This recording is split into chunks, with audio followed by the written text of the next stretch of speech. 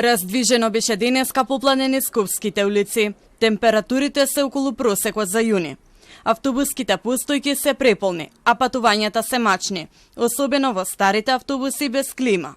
Тие што патуваат со понови возила велат дека има ладење, но се зависи од линијата и релацијата. Шуто Ризари ни еден автобус нема клима. Се наоѓаме како во консерва. Има клима. А вие во која линија се возите? Јас со 16-ка идам и 16-ка е супер. Премногу. Нема клими во автобусите. Ретко клима, со вале една клима со клима од овие новите автобуси. Ептен нов беше, затоа имаше клима, а другите дали штедат гориво, дали зашто кога ги кучина климата нели повеќе и троши. Како е кога нема клима? Екол.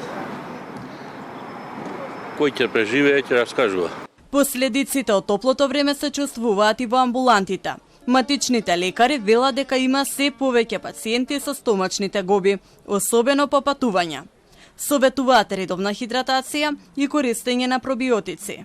Враќањето од одморите обично носи различни ризици кои што најчесто ги вклучуваат тие стомачни тегоби кои што ги нагласивте и гастроинтестинални проблеми кои што најчесто пропратени со температура, повраќање, диареја, дехидрираност, што е сосема нормално со оглед на тоа што гледаме промена пред се на температурата која што имаме, климата и секако најмногу од се храната и водата која што се конзумираат за време на летните одмори.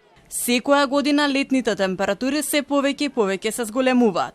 Институтот за јавно здравје веќе издаде препораки кога температурите се над 37 степени.